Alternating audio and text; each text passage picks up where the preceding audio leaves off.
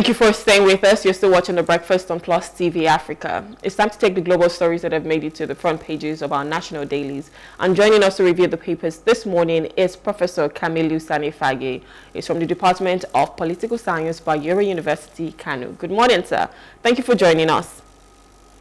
Good morning, and thank you for having me. Thank you for joining. All right, so this morning we'll begin with the Punch, and in fact that's the major headline in most of the newspapers this morning. And the Punch says defections, PDP calls emergency meeting to halt Hurricane Tinubu. The writer here says Nigeria not drifting to a one-party state, that is according to the presidency, and APC welcomes Oborowori others today. On the Nigerian Tribune, it says Tinubu's government making efforts to dismantle democratic foundations. Odinakalu, Ojudu, Jinadu, others, 15 others won. And the writer here says, won against country's march towards one-party states. We didn't fight to end military dictatorship, only to enthrone civilian authoritarianism, they say. And the final writer here says Tinubu not building a one-party state, that is obviously according to the president. So of course, we saw what happened last week. There was a massive defection, with Delta State's governor and obviously the former governor as well, Okowa, as well as the members of the House of Assembly moving from PDP. Delta State was known as a major PDP state, and now we've seen everybody literally move to APC. And it's been said that APC is a beautiful bride that everybody wants to go to now. And right now there might just be the threat to the democracy, because if there's a one-party state, then there's no option. What's going to happen? For you, how have you seen this defections from Delta, and with the rumors that Rivers might also follow suit? What are we going to see come 2027 if things keep going on like this? Yeah, if the way things are going now, if it continues up to 2027, we are likely going to see, even if it is not a one-party state, but it is going to be one dominant party in the country, which means the elections are not likely going to be free and fair. That is one thing.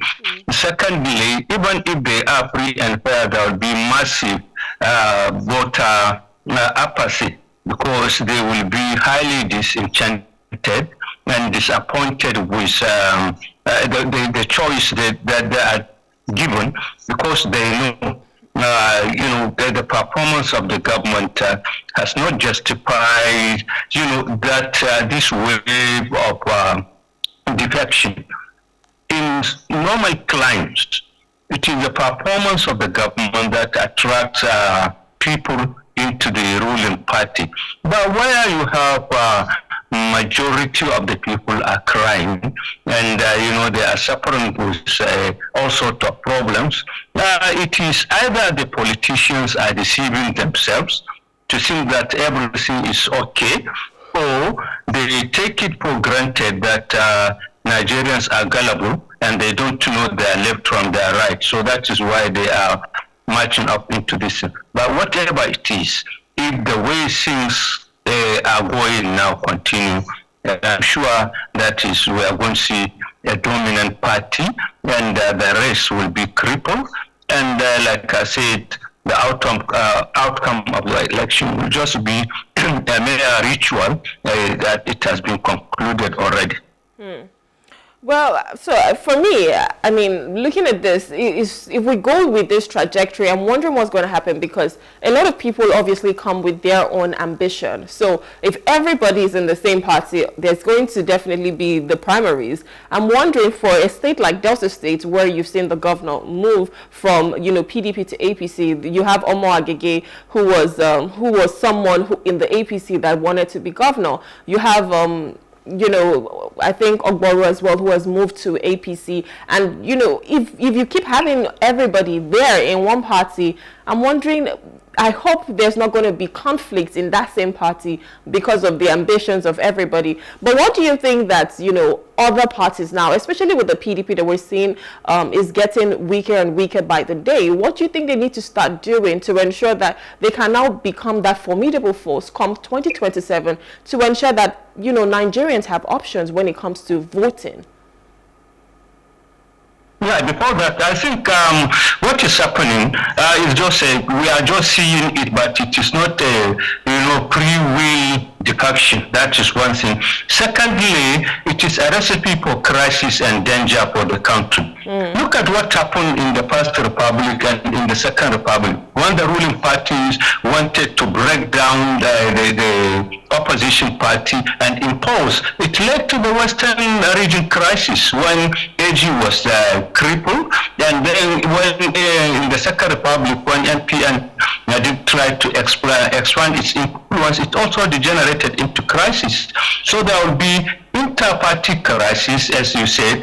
Those who come in, the newcomers and the old ones in need, there will be conflict as to who will get the ticket, and there will be also crisis between the party, and there will be total disillusionment of the electorate.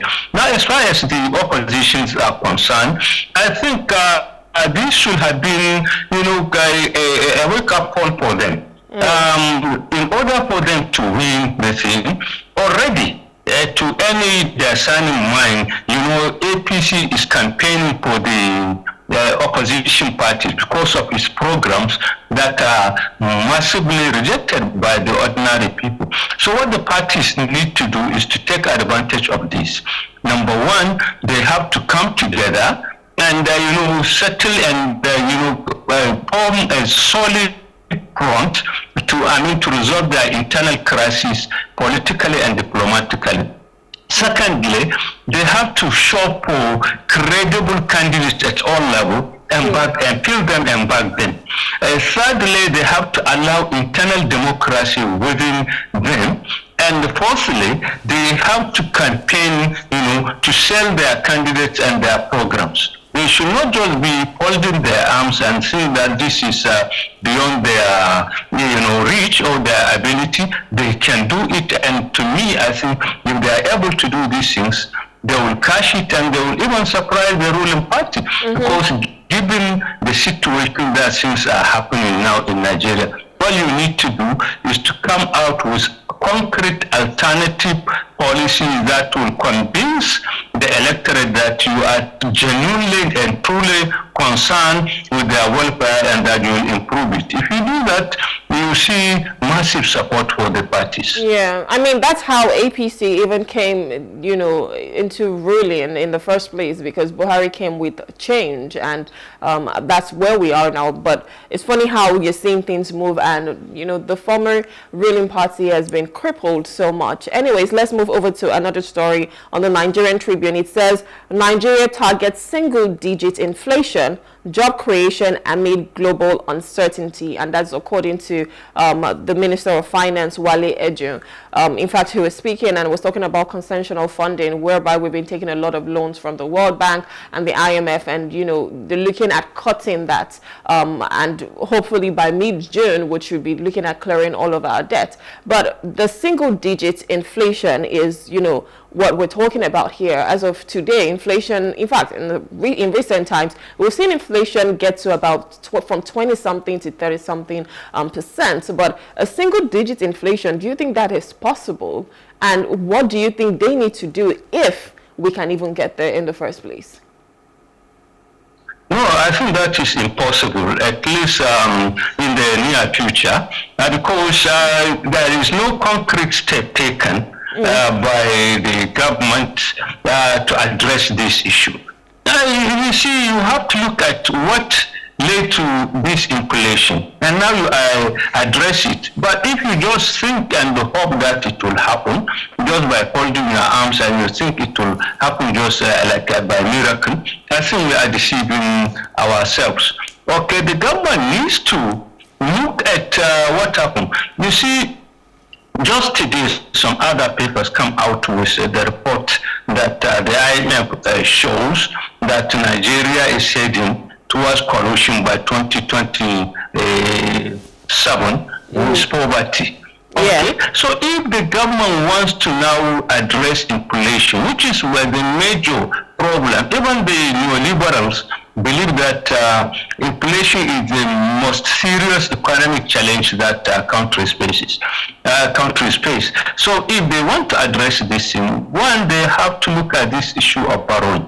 You cannot be borrowing and then you expect that your inflation will come down because of the debt services that you have to pay.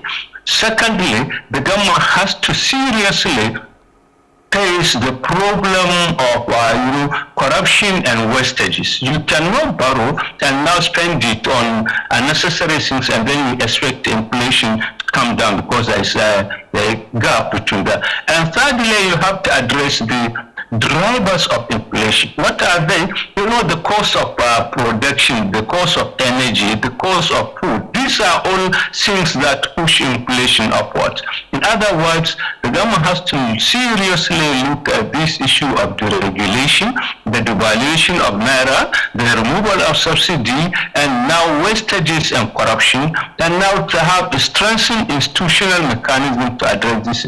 Otherwise, we cannot see inflation coming into single digit from 30-something% to anything below 10. I doubt it very much. I think we are just it's either a wishful thinking or we are just deceiving ourselves. Yeah, and like you said, I mean, you have to put the steps, you have to see the action, you have to see that something is going to happen for you to get that result. So if it's still the same status quo, then how do we hope to get to 9% as a single-digit inflation? Anyways, let's look at the Business NG. There's a story at the top left corner that says NNPC gas moves to boost CNG supply with new facility acquisition. So, of course, was it 2 years ago now, the moment fuel subsidy was gone, people started looking for, alternatives, and CNG was one of those. In fact, the president had, promised about 100 CNG buses, even though we haven't really seen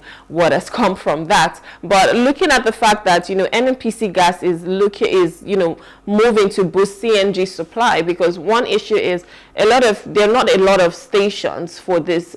Maybe if I was to convert my car into CNG now, there are not so many stations that we see. But knowing that NNPC is looking at this right now, this alternative, and ensuring that people can now have it, easily. What's your take on this? And do you think this is another way to ensure that we can, generate revenue, especially with the NNPC now?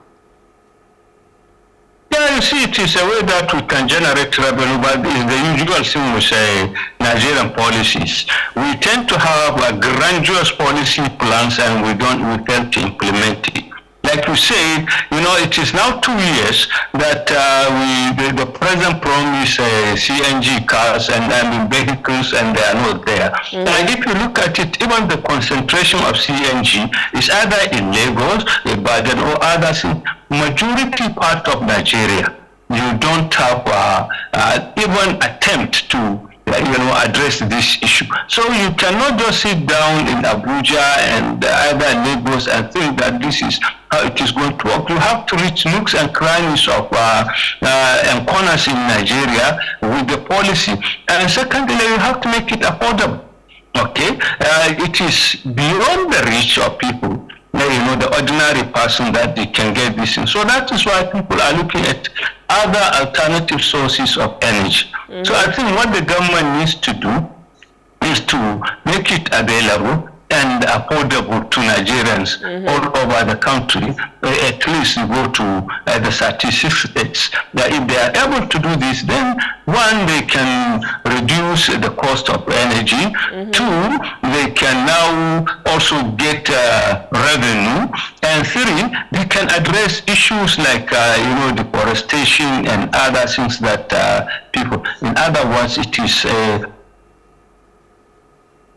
there will be multiplier effects by addressing this issue. But the usual thing is that we are now halfway through the lifetime of the current administration, and there are promises, and there is not even a single attempt on the ground to address this issue. So my fear is that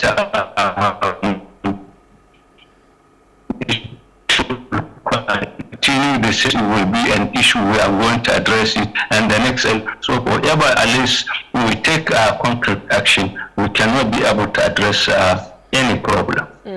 I think one thing that really sticks out is affordability, because you want people to be able to easily have this product, and they can easily afford it as well. And if it's an alternative source of energy, fantastic. So everybody would not be concentrated on the traditional fossil fuel. And if we look at the Nature news, you know, it even says experts seek stronger action against air pollution at Nigerian summit. So if we're looking at cleaner energy, that's something that we need to start to focus on. That's something that we need to start to invest on. And there's another story on the Nature news that also says Lagos launches campaign to promote clean energy, reduce vehicle emissions. I love the fact that Lagos is doing this, but I feel like most times it seems as though Lagos is the only one doing something, or Lagos is the only one championing something. How do you think that if we're talking about cleaner energy, you know, talking about air pollution and having to seek action against it, everybody, the 36 states, how can they come on board? What should they be doing at the moment, and not just waiting for Lagos? Yeah, you see, they have to take charge of it. They don't have the state governors, and this they don't have to pull their arms and just watch things happen like that. That is one. There has to be collective effort from the local government to state government and federal level. But most importantly, you see, the federal government should not just concentrate its own energies and this only on Lagos and Abuja. Nigeria has 36 states, so you have to have that initiative. The federal government will have to have that initiative, and then it will now try to come up with a reason so that it mobilize the governors. They join hand, and there will be, you know, a joint effort from all levels of government to address this. But if we just wait for Lagos, I think what happened is Lagos has long history of these things, and Lagos is very chaotic in terms of traffic and other things. So they have to look at alternatives. Others are just relaxing. They are seeing the issue as a far distance problem where they don't have to, you know, take any action. But they have to take proactive measures. They don't have to wait until every state becomes a Lagos. That is when you address it. But when you address it right from the initial stage, I think you will be, preventing the thing from happening. Fantastic. I hope that, you know, they're taking the bull by the horn and thinking of how they can take charge of things and not just wait for Lagos. It would be nice to see other states, you know, ride the wave as well, and even Lagos can follow suit. Anyways, this is how much we can take on this segment right now. Professor, I want to say thank you so much for coming. It's always a pleasure having you on our program. Thank you for your time. Thank you for having me. Have a wonderful day, sir. All right, so we're speaking with Professor Kamilu Sani Fage. He's from the Department of Political Science, Bayero University, Kano. And we've just been taking the stories that has made it to the front pages of our national dailies. We'll go on a short break now. When we return, we'll be discussing our first hot topic, so please stay with us.